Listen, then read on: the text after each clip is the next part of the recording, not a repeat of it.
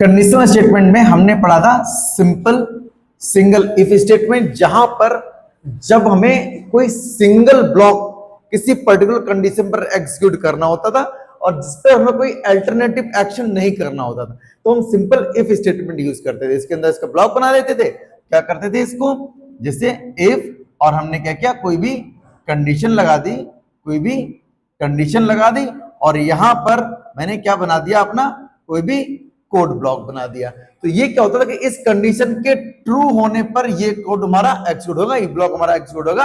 अगर ये फॉल्स होता है तो ये क्या कर जाएगा, इसको स्किप कर जाएगा, इस कोड को स्किप कर देगा और नेक्स्ट स्टेटमेंट जो भी हमारा होगा ये चलेगा। ये तो हो गया सिंगल हमारा इफ स्टेटमेंट। देन हमने पढ़ा था कि अगर हमारे पास एक से ज्यादा स्टेटमेंट्स हो, मतलब अल्टरनेटिव ऑप्शंस हो, अगर हमारे पास एक से ज्यादा एग्जीक्यूट करने के, तो हम क्या करते हैं, इफ और एल्स स्टेटमेंट यूज करते हैं। इफ एल्स स्टेटमेंट, इसमें क्या होता है कि पहले तो हम क्या कर देते हैं, कंडीशन चेक कराते हैं इफ स्टेटमेंट के अंदर, और इसमें हम क्या करते हैं, अपना कोई कोड लिखते हैं। ये हमारा होगा स्टेटमेंट 1 या कोड ब्लॉक 1। अगर ये ट्रू होता है, देन अगर ये ट्रू होता है तो ये ब्लॉक हमारा एग्जीक्यूट होगा। अदरवाइज ये अगर फॉल्स होता है तो हमारे पास एक अल्टरनेटिव स्टेटमेंट भी होता है, अल्टरनेटिव ब्लॉक ऑफ कोड भी होता है जो एग्जीक्यूट होगा। अगर ये कोड नहीं चला, अगर ये कोड नहीं चला तो मस्ट है कि ये कोड चलेगा ही चलेगा। If we have alternative options to execute the block of code, then we use if else statement। if or if block evaluates to true, then if block will be executed, otherwise the else block will be executed।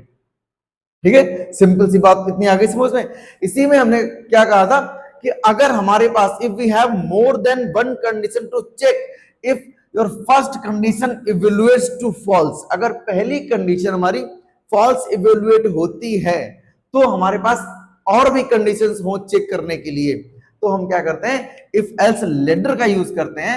इसमें हम क्या करते हैं, if else if करके कई सारी conditions लगा लेते हैं। जैसे पहले हम यहां पर क्या कर देते हैं, कंडीशन 1 अगर ये हमारी ट्रू होती है तो कोड हमारा ये वाला चलेगा। एल्स इफ कंडीशन 2, अगर ये कंडीशन फॉल्स होती है तो हमारा स्टेटमेंट कहां आएगा, यहां पर आएगा। और इसके बाद भी हमारे पास यहां पर क्या दिया होगा, एक कंडीशन दी होगी। ये कंडीशन अगर हमारी ट्रू होती है, ये कंडीशन अगर हमारी ट्रू होती है तो फिर हमारा ये वाला ब्लॉक चलेगा। इसके बाद भी और हो सकता है कि हम यहां पर एल्स इफ और यूज कर ले, और यहां पर कोई और भी कंडीशन हम दे सकते हैं, और यहां पर हमारे और भी स्टेटमेंट हो सकते हैं। और फाइनली अगर कुछ भी नहीं हुआ तो लास्ट में एक एल्स ब्लॉक हम देकर क्या करते हैं, यहां पर फाइनली क्या करेंगे, एक एल्स ब्लॉक दे देंगे और ये एल्स ब्लॉक यहां पर एग्जीक्यूट हो जाएगा अगर ऊपर दी हुई सारी कंडीशन हमारी फॉल्स हो जाती हैं तो। इस केस में ये हमने इफ एल्स लेटर पढ़ लिया था। ये कब चलेगा, जब पहली कंडीशन हमारी फॉल्स हो जाए, जब ये कंडीशन हमारी फॉल्स हो जाए, जब ये कंडीशन हमारी फॉल्स हो जाए, इफ एल्स लेटर यूज करते हैं हम। लेकिन इसी केस में क्या है, if we have more conditions to check, if one condition evaluates to true, अगर पहली कंडीशन ट्रू हो जाए, इसके बाद भी कोई कंडीशन हमारे पास हो चेक करने के लिए, तो हम क्या यूज करते हैं, नेस्टेड इफ, यानी कि if block inside a if block. ठीक है, कैसे, ये चेक कर लीजिए कि अगर हमारा कोई एक ब्लॉक दिया हुआ है और यहां पर कोई कंडीशन दी हुई है, अब इस कंडीशन के ट्रू होने पर फिर से कोई कंडीशन यहां पर दी हो, कंडीशन 1, कंडीशन 2 ऐसी, और इसका भी कोई एल्स या इफ पार्ट यहां पर दिया हो इस तरीके से, इस तरीके से, तो ये हमारा क्या हो गया, if else nested if else हो गया। मतलब इसके अंदर जब ये कंडीशन ट्रू होगी तब ये कंडीशन चेक करेगा, और लेटर में क्या करता है, जब ये कंडीशन फॉल्स होगी तब वो कंडीशन चेक करेगा।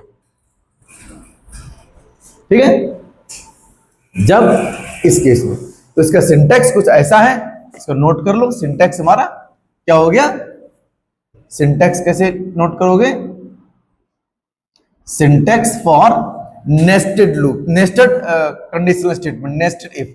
क्या हो जाएगा, इफ टेस्ट कंडीशन 1, इसके अंदर फिर से यहां पर आ जाएगा टेस्ट कंडीशन 2,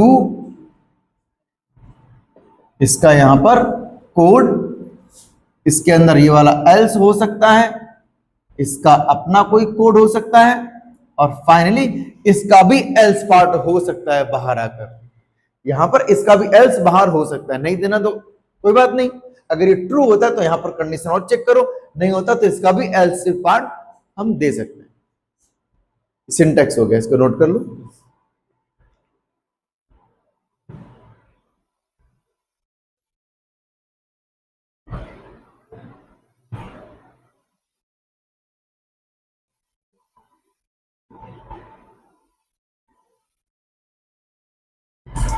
लेटर और नेस्टेड में फर्क समझ में आ रहा है? लेटर स्टेटमेंट कब यूज करते हैं, जब हमारे पास मोर देन वन कंडीशन हो चेक करने के लिए, लेकिन जब पहली कंडीशन फॉल्स हो जाए।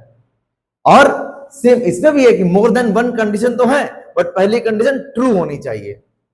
अगर इसमें ट्रू है तब मल्टीपल कंडीशन चेक करेगा, और लेटर में जब हमारी कंडीशन फॉल्स हो रही तब मल्टीपल कंडीशन चेक करेगा। दो चीजें, ठीक है। एग्जाम्पल करें, ठीक, इसको बंद कर दो।